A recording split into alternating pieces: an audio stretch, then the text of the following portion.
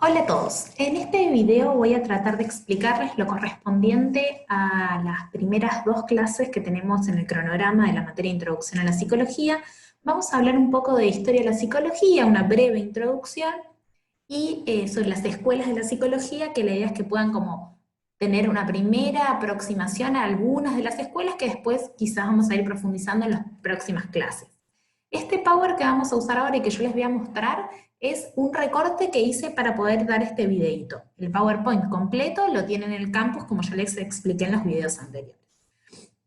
Bien, la idea acá es que pensemos un poco en la historia de la psicología. ¿Cómo surge la psicología como ciencia, digamos? ¿De dónde surge? ¿Bajo qué preguntas? Como la mayoría de las ciencias sociales, la psicología surge de la filosofía. La filosofía, que es conocida como la ciencia de la pregunta, empieza a hacerse muchas preguntas sobre la existencia humana y empieza a surgir la pregunta sobre, en principio, el espíritu, el alma, y más tarde ya aparece la palabra de mente. Empieza a hacerse evidente, digamos, de que existe algo que va más allá de lo físico, que determina nuestras acciones, nuestra salud, y a eso le van a ir poniendo distinto nombre hasta llegar a la idea de mente, y la psicología lo que va a buscar es que el estudio de eso se convierta en algo científico. Bien, ¿cómo hace la psicología para lograr instaurarse como ciencia? Para eso la psicología tiene que adaptarse a lo que era considerado ciencia en ese momento histórico. Y la ciencia predominante en ese momento histórico era el positivismo. No sé si ustedes se acuerdan que lo habrán visto en pensamiento científico, pero el positivismo tiene que ver con mostrar concretamente aquello que yo quiero explicar, digamos, a partir de la experiencia. Entonces es como surge la psicología experimental o las psicologías experimentales. La psicología experimental, entonces, lo que busca es crear una situación artificial o de laboratorio que permita que la psicología trabaje como lo que era considerada la ciencia de ese momento. El principal representante de esta psicología experimental va a ser William Wundt. Wundt, que desarrolla esto en Alemania, lo que busca es decir, bueno, esto que nosotros estamos investigando también. Cuando yo me refiero a situaciones de laboratorio, no se imaginen el laboratorio con los tubos de ensayo, sino que laboratorio se refiere a generar una situación artificial donde yo pueda controlar las distintas variables que intervienen para lograr que las situaciones sean lo más estándar posible. ¿Por qué? Porque la psicología experimental lo que va a buscar justamente es estandarizar, o sea que armar generalidades, decir, bueno, ante esta situación toda igual las personas piensan esto. La psicología experimental lo que va a buscar es, a partir de dos métodos, digamos, la observación y la introspección, representar qué es lo que sienten, digamos, las personas ante ciertos estímulos. Entonces, ante una situación artificial de laboratorio, a una persona la someten a un estímulo, muestran una imagen de un caballo y le preguntan, ¿qué sentís? ¿Cómo sentís tu cuerpo en este momento? ¿Qué estás pensando? Eso vendría a ser la introspección. Le piden a la persona que se observe a sí misma hacia adentro. ¿Sí? ¿En dónde? En una situación donde está todo controlado. Está controlado. La luz, el tiempo, las interrupciones, la persona a la que le estoy preguntando eso, y al mismo tiempo yo voy observando cómo actúa esa persona. A partir de esto se arman generalidades. Por ejemplo, las personas cuando ven un caballo se sienten contentas. Ahí dan un ejemplo que no es real, digamos, ¿no? Pero el método experimental lo que busca es que a partir del método experimental, que va a ser la observación y la introspección, poder descifrar qué es lo que nos pasa a las personas adentro. ¿Qué va a pasar con esta psicología experimental que fue muy importante porque fue la que permitió que la psicología se instaure como ciencia? La van a criticar, por supuesto. Y los principales criticadores de esta psicología experimental va a ser el conductismo. ¿Por qué? Porque el conductismo va a decir, es muy interesante lo que usted está diciendo, no es observable, no es tangible, no es objetivo, o sea, no se adapta a lo que el positivismo nos exige para la ciencia. El conductismo entonces va a buscar trabajar solamente sobre la conducta observable. No es que va a decir que no ocurren otras cosas, pero lo único que la ciencia puede estudiar es aquello que es posible de ver. La psicología conductista, que tiene como principal referente a Watson, acuérdense el otro era Wundt, este es Watson, va a poner el énfasis en la conducta observable. y va a decir que la conducta de las personas se puede modificar y que esa conducta es posible de modificar a partir de distintos estímulos. El ejemplo que ustedes van a encontrar en la bibliografía es el ejemplo del reflejo condicionado. Y este dibujito del perro hace referencia justamente a ese ejemplo del reflejo condicionado. ¿Qué quiere decir esto? Un perro cuando ve un alimento y tiene hambre no se babosea. Entonces, lo que empiezan a hacer es, al mismo tiempo que le muestran un pedazo de carne, le hacen sonar una campana. El perro, cada vez que ve la carne, babea. Escucha la campana, babea. Después lo que empiezan a hacer es sacarle la carne y solamente hacerle sonar la campana. Y el perro sigue babeando como si la carne estuviese ahí. Es decir, el reflejo, que era babear cuando aparece la carne, es condicionado. Entonces ahora no hay carne y el perro babea igual aunque haya campana. O sea, este experimento lo que nos quiere mostrar es que nosotros podemos modificar la conducta de las personas según el estímulo que le damos. Por eso acá tienen este cuadrito de estímulo-respuesta. Ante un estímulo, un pedazo de carne, la persona tiene una respuesta, babea. Vamos a pensarlo en un ejemplo de la vida cotidiana. Cuando nosotros queremos que alguien cambie una conducta, le decimos, por ejemplo, si te dejas de portar mal, te doy un caramelo. O sea, le ofrezco un estímulo, caramelo, para que la persona cambie su respuesta, portarse mal.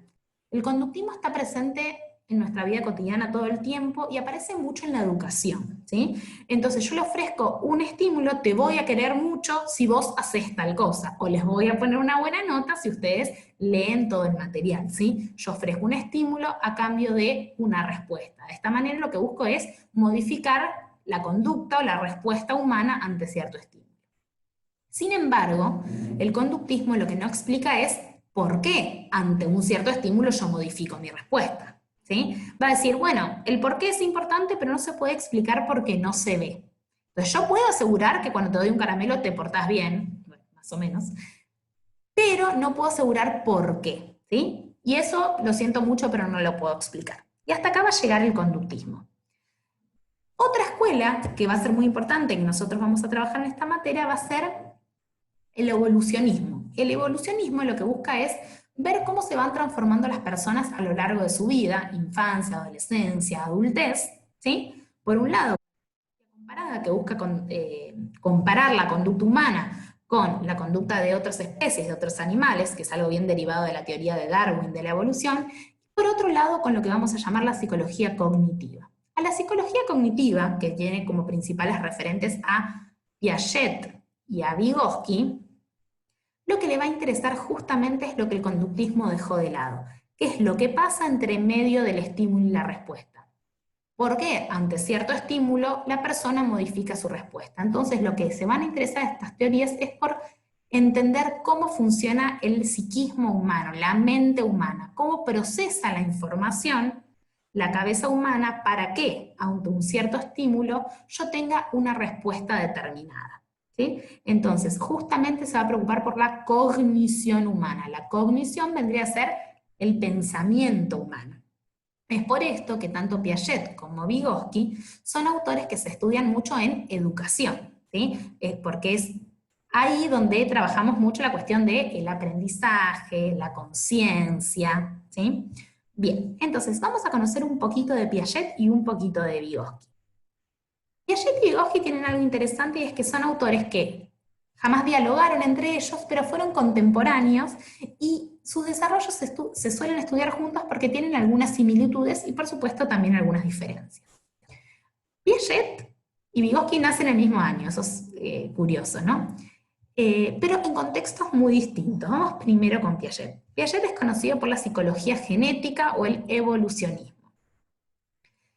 Piaget era un médico biólogo, él estudiaba procesos biológicos, si ustedes leen su biografía es muy interesante porque es desde los 10 años que escribe artículos, a los 10 años, pero como su base es la biología, sus estudios, por más de que se vayan tendiendo por distintas cuestiones circunstanciales a estudiar el comportamiento humano, tienen siempre una base de lógica de la biología, por eso genética. Genética tiene que ver con génesis, no con ADN, sino de dónde viene. Bien. Piaget era suizo, una familia adinerada o bien posicionada, y que tenía contactos muy importantes. A él, su eje de investigación, como dice acá, está basado en el proceso madurativo, que ocurre entre el nacimiento y la adolescencia, o sea, cómo va madurando nuestro sistema para poder ir procesando cosas diferentes. Piaget, como es conocido, digamos, y lo más curioso es que él estudia esto a partir de la observación de sus hijos. Él observa el comportamiento de sus hijos y a partir de esto va a ir armando la noción de que nosotros vamos aprendiendo por esquemas, que las personas tenemos esquemas que nos permiten procesar la información de una determinada manera, y que a cada edad, o que en cada periodo, tenemos un esquema diferente y tratamos de aprender las cosas según esos esquemas. De ahí la idea de que él va a ir hablando de estadios, ¿sí? El estadio va a ser con un esquema se supera y aparece otro esquema, y vamos a ir así pasando de un estadio hacia otro estadio. Lo que va a decir Piaget es que va a haber dos procesos básicos, el de asimilación y el de acomodación. Nosotros tenemos que asimilar el conocimiento que nos viene y lo acomodamos a los esquemas que tenemos. Por ejemplo, si yo soy un niño pequeño y me dicen dibujar una casa, ¿sí? Yo tengo que asimilar esa información, dibujar una casa, pero la acomodo según mis posibilidades. Entonces puede ser que haga un garabato y te diga, esta es una casa, ¿sí? Eso quiere decir que yo lo estoy acomodando a mis posibilidades. Lo que yo puedo dibujar hoy a los 3 años es un garabato. Entonces, esta es mi casa. O sea, estoy asimilando esa información y acomodándola a mis posibilidades. En la medida en que vamos creciendo, nuestros esquemas se van desarrollando, porque fuimos sometidos a distintos estímulos que nos obligaron a ir acomodando nuestros esquemas para que puedan procesar información cada vez más difícil, ¿sí? Y de esta manera llegamos hasta el último estadio, digamos, del desarrollo de esquemas, que vendría a ser el de las operaciones intelectuales abstractas, que es el que se supone que tenemos los adultos que tenemos un desarrollo normal. Digamos, que ustedes puedan estudiar esto tiene que ver con que tienen desarrollado ese esquema, ¿sí? Vamos a ver un poquito qué decía Vygotsky ahora. Vygotsky, que nace en el mismo año que Piaget, nace en un contexto completamente diferente. Para empezar, nace en Rusia, era judío en un país que lo discriminaba, de una familia de menor poder adquisitivo, con ideales comunistas, y poniendo su interés no estaba tanto en la génesis, pensando desde una perspectiva biológica, sino más en la historia, en la cultura, en pensar cómo transformar esa cultura. Él dice, bueno, yo quiero ver cómo aprenden las personas para poder ayudarlas a que todas tengan conocimiento, ¿no? Era un poco el ideal del comunismo del que él formaba parte.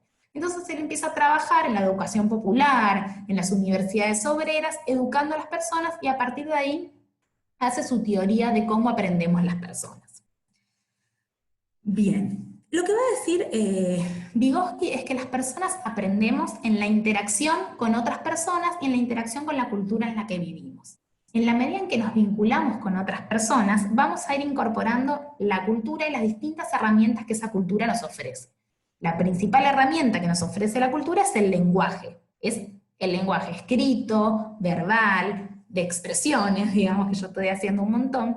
¿Y cómo vamos a ir haciendo propio ese aprendizaje que es externo, que es algo que nos está afuera? A partir de que vamos intercambiando con otros y ese otro nos va proponiendo tareas desafiantes, tareas diferentes que nos permiten ir cada vez aprendiendo un poquito más. También, de nuevo, el ejemplo con niños es muy claro, ¿no? ¿Cómo aprende un niño a hablar? Bueno, en la medida en que escucha a otros hablar y que vos le vas diciendo, decí rojo, y el nene dice rojo como puede, lo dice mal porque no le sale la R, y con el tiempo lo va diciendo mejor. No es repetición, es a partir de que otro me va ayudando, voy aprendiendo a hacer propio eso que para mí es algo de otro, digamos. El color rojo para mí no es algo mío, pero claro, con el tiempo voy haciendo que el color rojo sea mío, que el idioma español sea mío.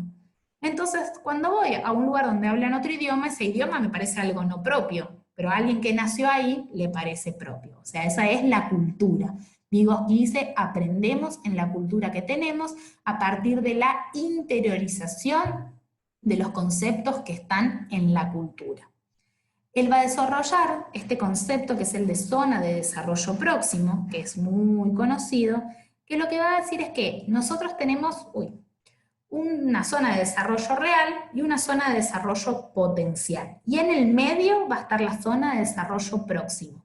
Esto es lo que yo sé y esto es lo que yo puedo llegar a saber. La zona de desarrollo próximo es ese espacio de aprendizaje que permite que estas dos cosas se junten. Entonces lo que yo podría llegar a saber pasa a ser lo que yo sé.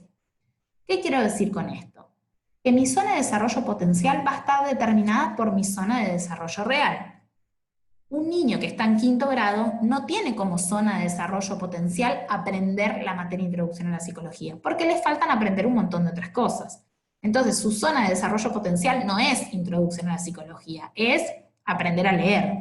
En cambio, para ustedes se supone que tienen un nivel de desarrollo real que les permite potencialmente aprender la materia de introducción a la psicología. Y la zona de desarrollo próximo va a ser este espacio de aprendizaje hasta que la introducción a la psicología se pueda volver un desarrollo real y ya no un desarrollo potencial. Entonces, la zona de desarrollo próximo es ese espacio de aprendizaje en el que estamos transcurriendo ahora de manera muy difícil por esta virtualidad para poder aprender conocimientos nuevos. Bien, la próxima escuela que nos queda va a ser el psicoanálisis, el método clínico de Sigmund Freud, pero ese lo vamos a dejar para el próximo videíto que va a ser específicamente para hablar de esta teoría. Por ahora vamos a ubicarnos en la psicología experimental, la psicología conductista y la psicología cognitivista. Bueno, espero que haya sido claro, lean toda la bibliografía, lean el PowerPoint completo y recién después de ver este videíto y de haber leído todo, vamos con las dudas y preguntas que vayan surgiendo. Bueno chicos, espero que el video les haya servido.